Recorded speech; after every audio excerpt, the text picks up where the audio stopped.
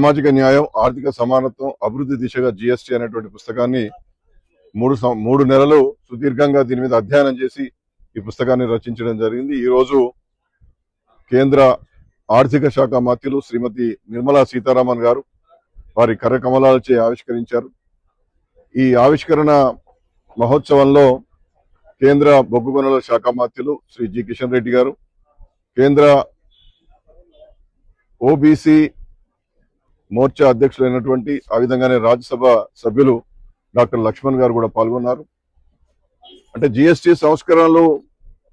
కేవలం పన్ను తగ్గింపులు కాదు,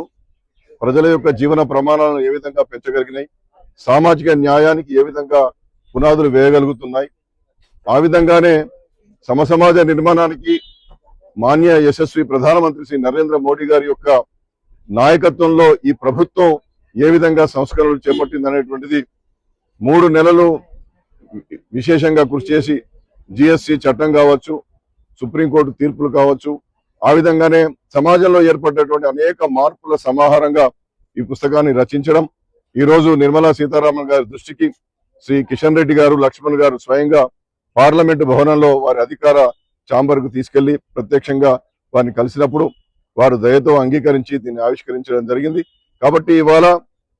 భారతీయ జనతా పార్టీ యశస్వి ప్రధానమంత్రి శ్రీ నరేంద్ర మోడీ గారి నాయకత్వంలో దినదిన ప్రవర్ధమానంగా ఈ దేశంలో శాశ్వత పేదరిక నిర్మూలన, దారిద్ర్య రేఖ దిగువ నుంచి 25 కోట్ల జనాభాను పైకి ఎదిగించినటువంటి క్రమం, అనేకమైనటువంటి సంక్షేమ పథకాలు, ఇవాళ జిఎస్టీ సంస్కరణలు తీసుకొచ్చి భారతదేశం అంటే అభివృద్ధి చెందడానికి దూసుకుపోతున్నటువంటి దేశంగా ఇవాళ మోడీ గారి సంస్కరణలు ఉన్నాయనేటువంటి దిశగా ఒక భారతీయ జనతా పార్టీ కార్యకర్తగా నా వంతు కర్తవ్యాన్ని చేశాను. దయతో ప్రేమతో మేడం నిర్మలా సీతారామన్ గారు